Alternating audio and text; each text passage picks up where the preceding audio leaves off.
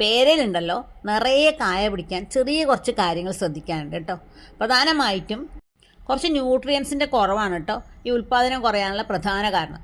നമ്മളെ നാട്ടിലെ കാലാവസ്ഥയും മണ്ണൊക്കെ പേരക്കൃഷിക്ക് ഏറ്റവും അനുയോജ്യമാണ്. ഒന്നാമത് ശ്രദ്ധിക്കേണ്ടത് നല്ല വെയിൽ കിട്ടുന്ന സ്ഥലത്ത് മാത്രമേ പേരത്തൈ നടാൻ പാടുള്ളൂ.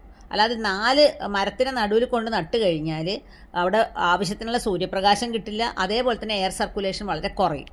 പേരക്ക കഴിക്കുമ്പോൾ നമ്മുടെ ശരീരത്തിലേക്ക് കൂടുതലായിട്ട് കിട്ടുന്നത് കാൽഷ്യവും പൊട്ടാസ്യവും അതേപോലെ തന്നെ സോഡിയം തുടങ്ങിയിട്ടുള്ള മൂലകങ്ങളാണ്.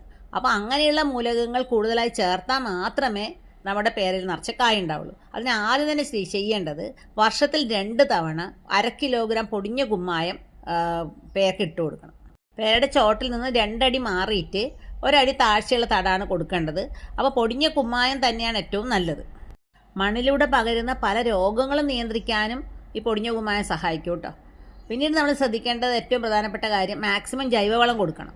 ജൈവവളം എന്ന് പറയുമ്പോൾ പൊടിഞ്ഞ ജൈവവളം ഏതായാലും മതി. ഒരു 10 കിലോഗ്രാം ചേർത്ത് കൊടുക്കുന്നതാണ് ഏറ്റവും നല്ലത്. ട്രൈക്കോഡർമ എൻറിച്ച്ഡ് ആയിട്ടുള്ള ജൈവവളം ആണെങ്കിൽ ഒരുപാട് രോഗങ്ങളെ നമുക്ക് അകറ്റി നിർത്താൻ പറ്റും. 3 വർഷം പ്രായമായിട്ടുള്ള ഒരു തൈക്ക് 6 മാസത്തിലൊരിക്കൽ 250 gram potash, 150 gram urea, 300 gram Rajphos ഇങ്ങനെ ചേർത്ത് കൊടുക്കണം.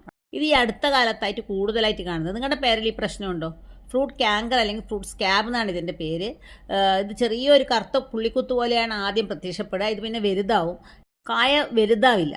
അതേപോലെ തന്നെ കായയുടെ അകം ഒരുമാതിരി ചീഞ്ഞ പോലെയോ അല്ലെങ്കിൽ കട്ട പിടിച്ച പോലെയോ ഉണ്ടാവുക.